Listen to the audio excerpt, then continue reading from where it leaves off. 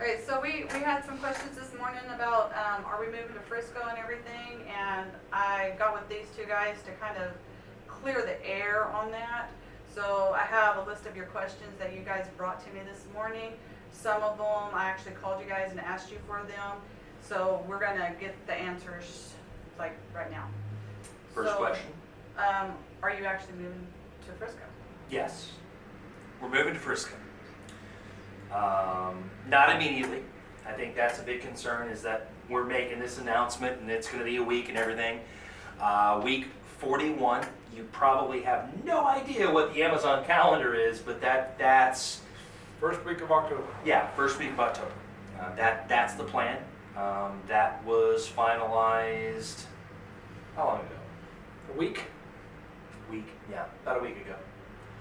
because it was initially September 15th, but they decided to phase the DSPs coming to the station over a period of time, and they gave us 3 weeks beyond the opening date of the 15th. So if you do the math, that's the first week of October. And I think that kind of goes into the other question that, again, Stephanie, I'm sorry you had to kind of take the brunt of this, because you've kind of been in the loop, but we've for other reasons kind of kept things a little hidden, and the next question's a big thing.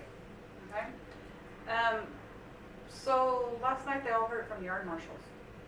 Why didn't we hear it from you guys? I mean, that's kind of deceptional in my eyes and some of their eyes. So Right. why didn't we hear it from you guys? And we appreciate you asking that question. And in no way, shape, fashion, or form did we intend to deceive anyone. The reason why we did not share the information is because things are still in progress. We've crossed the T's and dotted the I's, but at any point in time, something can go wrong or something can change. So until we, as an ownership group, were content that things were headed in the right direction without possibility of failure, we didn't want to inform the team to give any pause of concern or scare anyone with any changes. Right. So the thing we just talked about was the fact that what's the timeline for the moving? Like we were floated, hey, you might make this move on September 15th, but it might wait longer. And so the last thing we wanted to do was say, hey, you've got until this date to make the decision, versus when we knew the move would be official. Another thing we're working on is, and Dennis, you'll talk to this in a little bit, but was finding out exactly like the benefits that come from the move. I think this is incredibly positive for our operations. We've had a lot of flux that's been going on within the last couple of weeks. We did not want to make this move initially, but when things sort of became clear that there was going to be less of a stable operating environment at DDA2 than we've been used to, or are kind of used to, that became a driving force as far as why we said, you know what, we should make this move. But again, one of the things we were trying to figure out was what type of compensation we get from Amazon for making this move, and then in turn, as we've always talked about, a third of that compensation goes back to the team. So I'm pleased to announce that if you can make the move with us, 30 days after the move, you're going to get a $100 bonus for making that move with us. And we want every one of you to come with us. That's the key.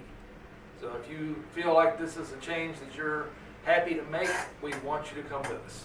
Yep, absolutely. And again, part of that bonus is that Amazon expects that fewer people will make the move with us. And I think when everyone finds out about this and understands why this decision's happening, that you're going to want to make the move with us as well. The next one was, why can't we be in 2 stations? Why do we have to be in one? Can you not branch out? I'll take that. The original plan that Amazon came up with when they designed the 2.0 DSP program was for one owner, one station. The original opening run for Amazon was what they called the 1.0 version, which allowed to have more than one company or one location per company. And Amazon found that was very problematic. Payrolls were not being done properly. Lots of things were overlooked as a result of that. Therefore, Amazon set the policy that they would not allow a DSP to be in one more than one station. So that was never an option that we were offered. Right, and again, just to kind of double back down on that, and why I kind of agree with Amazon on this, is if you look at the larger issues, when you hear the horror stories of companies that have had, you know, issues with people being injured on the road and being told you've got to keep delivering and you're not getting paid and the overtime stuff, it really came from the companies that had multiple operations going on in different stations. That's kind of weeded itself out over time, but again, we've asked, we've said, you know, with our business coach who we talk with on Amazon, hey, will we ever have an opportunity to set up operations in another location? They've just consistently said no. And that was another reason why when we were presented this about a month and a half ago, we initially said, no, we don't want to move. Like, no, we've got our team, we've got our office, we've got our parking location, we like the management at the station. You know, it just didn't make sense. But again, as things moved along and some situations changed, and we knew that we would have to set up shop at one location that could be a little bit more consistent, it just made more sense that the Frisco Move was the best course of operations for us. What is the delivery location going to be? Like, where will we be delivering on all of our stuff? I Okay, know, and not we don't downtown. know yet. That again is part of some of the information that we've not been given. Again, part of the reason why we hadn't reached out to the team yet is that we are still having changes and new information and so forth coming into us. They have not yet assigned delivery zones or wait times for the station. Can I say one thing? It won't be Quinlan. Hey, that's not good for some. No, I think that's good for most of our team. No, okay, Ollie, it's not good for you. Well, yes, I know Ollie. that, okay. I know. So one of the benefits is that we will get back to a base level. We'll be the fourth DSP that's moving into the station. That will give us a bit of a leg up as far as delivery zones, delivery areas, wave times, those things like that. I mean, I think it's a good time to kind of mention, Dennis, when we talk about what's going to be the positives of this move. But we do expect that our delivery zones will be much more favorable. Every delivery zone is going to have its challenges, whether it's, you know, country roads or apartments or whatever. But again, consistency and stability is the big thing. So we've got a chance to kind of establish ourselves as a delivery company at the station that gets it off the ground, whereas in our history we were kind of coming in on the back end. And again, that I think with delivery zone, that's going to really help us out. And then a few other things, Dennis, that we're looking forward to. Okay. So in no particular order, going on my memory, like we said before, we did turn the opportunity down initially. However, when they came back to us with this list of benefits to you and the company, was the reason why we decided to go ahead and make this change. Again, talking about stability. As you've been a witness, we've had our route counts go up, down, back down, back up, back down. That kind of inconsistency makes it very difficult to run a stable business. With this new location, this is a state-of-the-art, Amazon-designed, Amazon delivery station. And they've basically told us that we will have no less than 30 routes a day, growing to 60 during peak and leveling off at 40 post-peak. Those are the rough numbers that we've been given. So it allows us to be more consistent with our scheduling and our personnel. One of the other benefits is all loading of trucks will be done in a controlled environment. There will be no more loading outside in sunlight, heat, cold weather, rain, snow. It will all be done under roof in air-conditioned and heated environment. We've also been told speculatively that all of the delivery vans will be parked inside the building, directly on the site. So let me just say something. That's something, again, one of the reasons we were waiting to make announcement was we wanted to get a lot of these specifics. We haven't gotten that yet, but we can say definitively that the vans will be parked at the delivery station. So we talked about, you got to come to the office, you got to go to the station, you got to go here and everything. That's done. It's on site. It makes your return, it makes your morning and your return to station so much easier. And the security control of your vehicles and the company vehicles will be monitored and lit at the site. Right. The other benefit they gave us is there will be mobile fueling at the new site, so you won't have to go with your fuel cards and fuel up every afternoon after your route's done. The fueling will be done on station, is what they're telling us. Yeah, again, and that's one thing we don't know if it's going to be at launch, but it is going to happen. So again, like you look at these things, again, mobile washing, mobile detailing. Yeah, they're also offering a wash service. They hadn't gotten to that yet, but that was another feature. All of the service on the vans, oil change, again, it's all there. So again, what it leads to is that when you show up in the morning and you leave in the evening, you have as little disruption as possible to your ability to get the job done. And because it's a designed facility, the structure, training, personnel, and management aren't dealing with changes and remodeling of the inside of the facility. Yeah. So this is supposed to be the latest, greatest design and entity that Amazon has come up with for the driver associate and for the DSP. So we just had a schedule change. Like, is it going to affect our schedule change? Like, whenever we move up there? I mean, that was a headache. So. No, and that's a very fair question, and I will take the brunt of this. And again, if anyone has any issues on schedule changing, yell at me, contact me. Again, Stephanie has taken a lot of that, and that's not totally fair. So I talked about, and Dennis, you talked about route stability, not having the fluctuations. One of the things we ran into was that Amazon at DDA2 said, hey, you're going to run 40 routes a week. It's going to be great. And then a month and a half later, they said, nope, you're going back down to 29. That's consistently happened every 3 to 6 months. So one of the things that we asked from our business coach with the station was that, you know what, can you just basically say, this is your operating environment. This is how many routes you're running on a regular basis. During peak, it goes to this, but after peak, you're not going to go from, God, we run like 35, 40 in peak, and then they said, no, you're running 25 down to 20.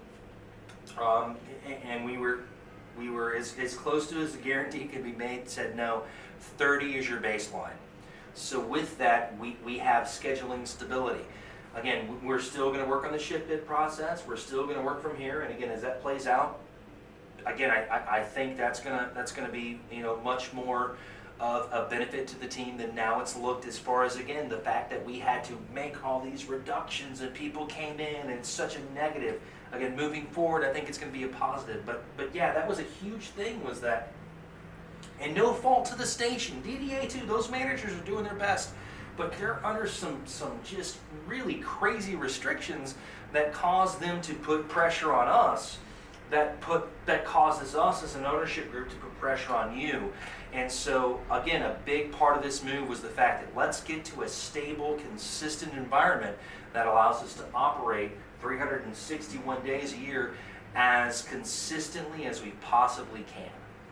And just to put a bow tie on what he just said, you've probably heard him and me use the word stable and consistent over and over and over again. That's what we're trying to achieve for you guys, is something that's stable and something that's consistent. If it's consistent for you, it's consistent for us. And that makes it easier to run as a business. It makes it easier for you to have a schedule plan for your work life and your personal life. Again, another reason why we hadn't made the announcement yet is because we were still working on what's consistent and what's going to be stable.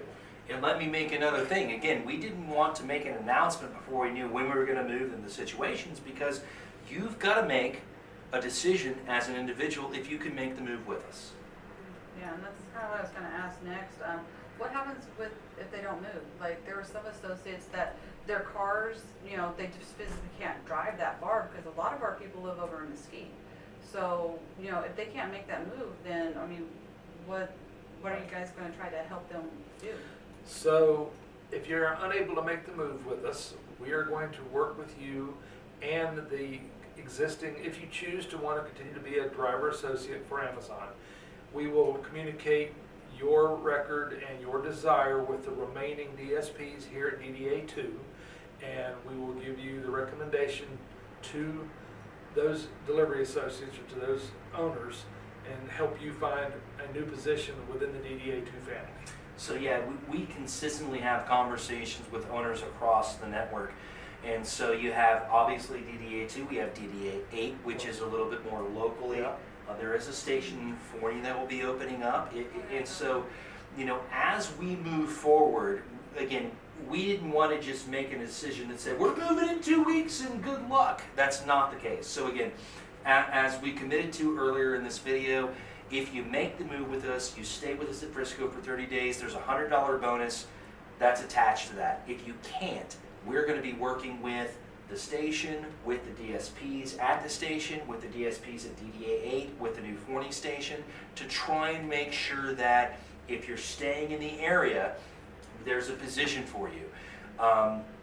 However, again, you know, I think a lot of our team wants to get out of that Forney and Quinlan area. Not saying everything in the Frisco area is going to be great, but I think when you look at the fact that you're parking on site, you're loading out in air conditioning, you've got, you know, all of these benefits. You're not having to take a van to a quick trip and seeing if the gas pump's going to work. All these things here, if you can make the move, I really think, again, you know, I'm just going to say it. Amazon says we expect 75% of they expect 75% of our team's going to quit.